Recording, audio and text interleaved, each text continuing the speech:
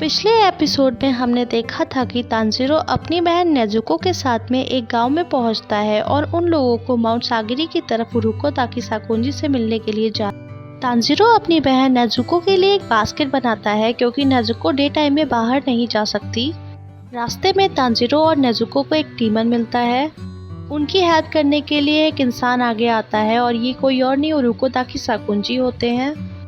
Tanjiro को ये भी पता चलता है कि डीमंस के साथ डे टाइम में क्या होता है और उरुको ताकी साकुंजी तांजीरो को चैलेंज देते हैं जिसमें से तांजीरो पास हो जाता है। अब उरुको ताकी साकुंजी को तांजीरो को अपना स्टूडेंट बनाना पड़ता है और वो इसके लिए बहुत ज़्यादा खुश होते हैं। वहीं वो अपने स्टूडेंट कियो को याद करते हैं जिसने उसके बारे में और नेजुको के बारे में अपने मास्टर को बताया था।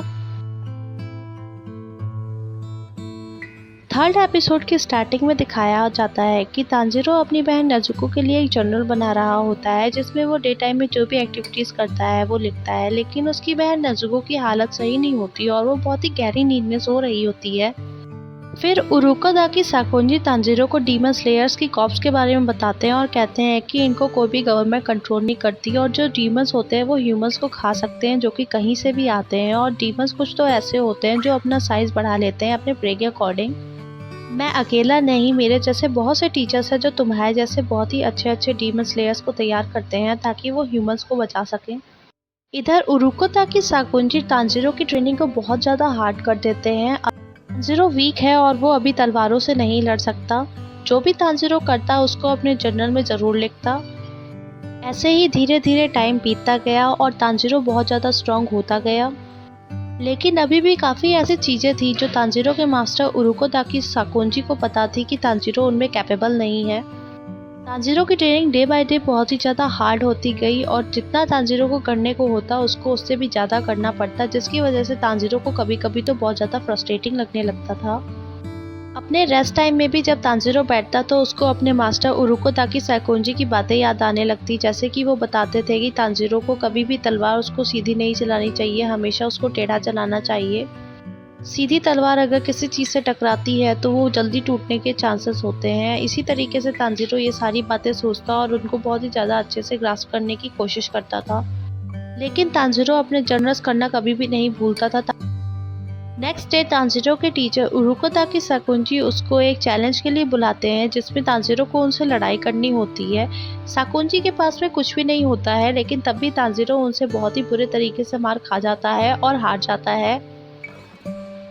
तांजीरो के मास्टर उरुको ताकी साकुंजी कहते हैं जब तक तुम ट्रेनिंग कर रहे हो तुम्हारी बहन नेजुको का ख्याल मैं रखूंगा और तुम्हारी training last day mount Fuji casino पे होगी जहाँ पे तुम्हें अच्छे से फाइट करनी होगी और इसके लिए मैं तुम्हें टोटल कंसंट्रेशन मेथड सिखा रहा हूँ जिसमें तुम्हें लंबी लंबी सांसें लेनी है। लेकिन तांजीरो सही से सांसें नहीं ले रहा होता है तो उरुको ताकी साकुंजी तांजीरो के पेट पे मारते हैं और उससे कहते हैं इस तरीके से सांस लेनी है। तांजीरो की बिल्कुल आंखें बाहर आ जाती हैं और उसको सब समझ में आ जाता है किस तरीके से उसको ट्रेनिंग करनी है। अभी उरुको ताकी साकुंजी तांजीरो को पानी में ट्रेनिंग करवाना चाहते हैं, लेकिन तांजीरो को वहां जाने से बहुत ज़्यादा डर लग रहा होता है तो वो तांजीरो को पीछे से लात मारते हैं और वो जाके पानी में गिर जाता है और फिर वो पानी के लिए थोड़ा सा उसका डर कम होता है और उस पर ट्रेनिंग करने लगता है। लेकिन वो नेजुको का ही नाम ले रहा होता है क्योंकि उसकी वजह से उसको ये सब करना पड़ रहा होता है। फिर नेजुको का मेडिकेशन बराबर चल रहा होता है जिसके लिए तांजीरो बहुत ही ज़्यादा टेंस होता है और ऐसे ऐसे टाइम भी बीतता चला जाता है और नेजुको की हालत में कोई सुधार नहीं आ रहा होता है।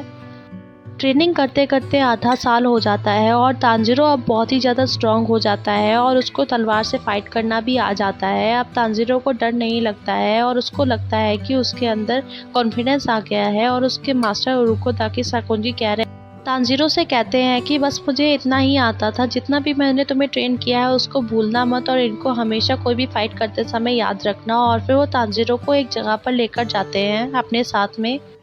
तांजीरो को कुछ समझ में नहीं आता है कि उरुको ताकी साकुंजी उसे कहाँ लेकर जा रहे हैं। फिर वो एकदम से देखता है तो उसके सामने एक बहुत ही बड़ा पत्थर होता है और उरुको ताकी साकुंजी कहते हैं जिस दिन तुमने इस पत्थर को 20 से 2 पार्ट में कर दिया उस दिन मैं समझ जाऊंगा कि तुम कैपेबल हो गए हो। उरुको ताकी साकुंजी की ये बात सुनकर तांजीरो थोड़ा सा घबरा जाता है और फिर उस पत्थर की तरफ देखने लगता है। तांजीरो को लगता है कि इस पत्थर को तोड़ना उसके लिए बहुत ही ज़्यादा मुश्किल काम है और ये उसे कभी भी नहीं कर पाएगा।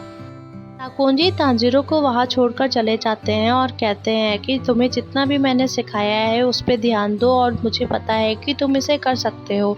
अब तांजीरो थोड़ा सा कॉन्फिडेंट हो जाता है और उस पत्थर को तोड़ने में लग जाता है, लेकिन जब तांजीरो उस पत्थर पे वार करता है अपनी तलवार से तो वो पत्थर तो क्या उसकी रस्सी भी नहीं कटती और इससे तांजीरो के रोंगटे खड़े हो जाते हैं और वो कहता है ये तो मेरी एक्सपेक्टेशन से भी ज़्यादा हार्ड है। लेकिन तांजीरो हार नहीं मानता और अपने मास्टर उरुकोदाकी साकोंजी की सिखाई हुई एक्सरसाइजेस को और टेक्निक्स को वो अपनी लाइफ में फॉलो करता है। ऐसे करते करते आधा साल और हो जाता है। फिर तांजीरो फिर से उस पत्थर के पास आता है और उस पर अटैक करता है, लेकिन अभी भी वो उस पत्थर को तोड़ नहीं पाता। अब तांजीरो बहुत ही ज़्यादा निराश हो जाता है और वो बहुत ही ज़्यादा वहीं पे बैठ के रोने लगता है और पत्थर पे अपना सर मारने लगता है और कहता है ऐसे ही रहा तो मैं अपनी बहन नेजुका को कभी भी सही नहीं करा पाऊंगा। तभी वो एक लड़के की आवाज़ सुनता है जो कि उस पत्थर के ऊपर बैठा होता है। तांजीरो थोड़ा सा सरप्राइज हो जाता है ये देखकर और फिर वो लड़का नीचे आता है और तांजीरो से कहता है तुम बहुत ही ज़्यादा कमज़ोर और निराश इंसान हो, ऐसे तुम डीमंस को कभी भी नहीं मार पाओगे। और फिर वो तांजीरो को इनवाइट करता है अपने साथ एक फ़ाइट के लिए, बल्कि तो तांजीरो उससे कहता है कि मेरे पास एक रियल की तलवार है और तुम्हारे पास एक लकड़ी की तलवार है। ये सुन के वो लड़का बहुत ही ज़्यादा हंसने लगता है तांजीरो की बातों पे और कहता है कि मेरे पास अगर लकड़ी की तलवार है तब भी तुम मुझे हरा नहीं सकते हो। और वो तांजीरो को अपनी तरफ बुलाता है फ़ाइट करने के लिए, तो तांजीरो से वो खुद ही फ़ाइट करने के लिए आ जाता है और उससे कहता है कि तुम तो उरुकोदाकी साकोंजी की कोई भी ट्रेनिंग को फॉलो नहीं कर रहे हो। और इस तरीके से तांजीरो को पता चलता है कि वो उरुकोदाकी साकोंजी को जानता है। तांजीरो उस लड़के की फाइट से इतना ज़्यादा इम्प्रेस हो जाता है कि अब तांजीरो सिर्फ उस लड़के की तरह ही बनना चाहता है, लेकिन वो लड़का उसको बहुत ही ज़्यादा मारता है और तांजीरो नीचे गिर जाता है। तांजीरो उस लड़के की फाइट्स के मुकाबले बिल्कुल भी अच्छा फाइटर नहीं होता है और वो उससे पूछता है कि तुम उरुकोदाकी साकोंजी को कैसे जानते हो। तभी तक वो लड़का तांजीरो पे अटैक कर देता है और तांजीरो बेहोश होकर नीचे गिर जाता है। अब वो जो लड़का होता है वो कोई और नहीं, मास्टर उरुकोदाकी साकोंजी का ही एक स्टूडेंट होता है और इसका नाम साबितो होता है। वो एक लड़की मोकोमो से कहता है कि मैं बस इतना ही कर सकता था, अब आगे से तुम संभाल लेना। और फिर तांजीरो को होश आता है और वो अपने सामने एक लड़की को बैठा देखता है जो कि मोकोमो ही होती है और उससे कहता है कि तुमने क्या देखा था उस लड़के को, उसने कितने अच्छे से फाइट करी थी, मैं बिल्कुल उसकी तरह ही बनना चाहता हूँ। फिर तांजीरो मोकोमो से पूछता है कि क्या मैं उसकी तरह बन सकता हूँ, तो मोकोमो स्माइल करती है और कहती है हाँ, अब मैं तुम पे ध्यान दूंगी तो तुम ज़रूर उसकी तरह बन सकते हो। फिर तांजीरो सोचता है कि ये लड़की कौन है और मोकोमो की तरफ देखता है जो कि बहुत ही ज़्यादा अच्छी स्माइल कर रही होती है, तो तांजीरो मन में कहता है कि ये बहुत ही ज़्यादा क्यूट है। अब मोकोमो तांजीरो की हर छोटी छोटी गलतियों को सही करने लगती है और वो हर बात को बहुत ही अच्छे से तांजीरो को बताती है, जिससे तांजीरो को बहुत जल्दी समझ में आ जाती है। लेकिन तांजीरो मोकोमो के बारे में जानना चाहता है कि वो उरुकोदाकी साकोंजी को कैसे जानती है, तो मोकोमो बताती है कि वो और साबितो भाई बहन नहीं है, उनको उरुकोदाकी साकोंजी ने अडॉप्ट किया था और उनके बहुत से बच्चे तांजीरो को देख रहे हैं। और मोकोमो तांजीरो को अब टोटल कंसंट्रेशन ब्रीथिंग टेक्निक सिखाती है, जिससे वो बताती है कि इंसान के शरीर जब इंसान अपनी ब्रीथिंग को कंट्रोल में कर लेता है तो उसकी बॉडी में ब्लड फ्लो बहुत ही ज़्यादा जल्दी से होने लगता है, जिसकी वजह से उसमें और भी ज़्यादा स्ट्रेंथ आ जाती है। तांजीरो मोकोमो की हर बात को बहुत ही ज़्यादा अच्छे से समझने की कोशिश कर रहा होता है और मोकोमो तांजीरो को हर अच्छी बात के लिए प्रेज भी करती है। तांजीरो अपनी तलवार चलाने की टेक्निक्स पे बहुत ज़्यादा ध्यान देता है और मास्टर उरुकोदाकी साकोंजी की हर कही हुई बात को बहुत अच्छे से मानता है। और ऐसे ही आधा साल और हो जाता है और फिर उसके सामने साबितो आता है और वो इस बार अपनी असली तलवार को लाया होता है। तांजीरो सोचता है कि इस बार मैं साबितो को जीतने नहीं दे सकता, क्योंकि मैंने बहुत ज़्यादा मेहनत की है और अगर मैं आज भी इसको नहीं हरा पाया तो मेरी मेहनत वेस्ट होगी। मोकोमो भी ये सब देख रही होती है। तांजीरो अब अपनी टोटल कंसंट्रेशन ब्रीदिंग टेक्निक को फॉलो करता है और उसके सारे रूल्स को अपनाता है और फिर अटैक करने के लिए साबितो की तरफ आगे बढ़ता है। साबितो भी अटैक करने के लिए तांजीरो पे आ ही रहा होता है, लेकिन तांजीरो उससे पहले ही उस पर अटैक कर देता है, जिसकी वजह से साबितो के मुंह का मांस 2 टुकड़ों में हो जाता है।